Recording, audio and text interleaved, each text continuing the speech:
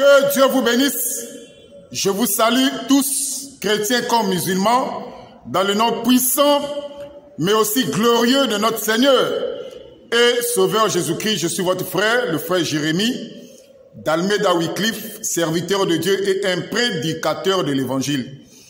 Je vais répondre de façon brève à nos amis musulmans suite à la vidéo que j'avais faite la semaine passée sur le mensonge, sur la prière en arabe. J'avais dit que c'était un mensonge.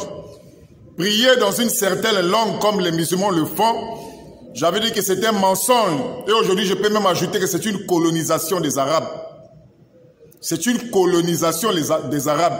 Nos amis musulmans, j'ai été plus que clair pour dire que les musulmans sont des prisonniers. Ils sont des esclaves des Arabes en principe. Parce que le Dieu véritable qui a créé le ciel et la terre, c'est un Dieu de toutes les langues. Dieu écoute toutes les langues. Et j'avais dit de façon claire que dans le livre de la Genèse, Genèse chapitre 11 à partir du verset 29, c'est là où Dieu avait diversifié les langues. Genèse chapitre 11 à partir du verset 9, avec Nimrod lors de la tour de Babel. C'est Dieu qui a diversifié les langues. Et j'avais dit que les langues, c'est un moyen de communication. Nous communions au travers des langues, mais la langue aussi, c'est un moyen de communication aussi avec Dieu. Et Dieu a donné à chaque peuple une langue. Mais plusieurs musulmans cherchaient des prétextes, des faux prétextes.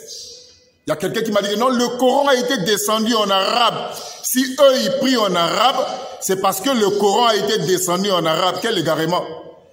Alors le Coran qui a été descendu en arabe te dit dans un chapitre ou un verset que pour prier, il faut prier dans la langue arabe. Y a-t-il un verset comme ça? Y a-t-il un chapitre, même un demi-verset du Coran qui te dit que pour prier, il faut prier dans la langue arabe? Est-ce qu'il y a un chapitre comme ça du Coran qui te dit que non, dans ce chapitre-là, pour prier, il faut prier dans la langue arabe? Parce qu'il y a des chapitres du Coran qui parlent de la prière. Dans le Coran, il y a des chapitres qui parlent de la prière, mais il n'y a même pas un demi-verset qui dit aux musulmans, qui donne le droit aux musulmans que pour prier, il faut prier dans la langue arabe. Les musulmans, j'ai dit, ils sont encore sous la colonisation des Arabes. C'est une vérité que beaucoup de gens ne veulent pas accepter. C'est une vérité. Que nos amis musulmans ont été trompés. 1400 ans de mensonges et de tromperies. Les musulmans disent qu'ils sont soumis. Non, ils sont soumis aux déclarations des Arabes. Ils sont soumis aux Arabes, ils ne sont pas soumis à Dieu. Ils sont soumis aux Arabes.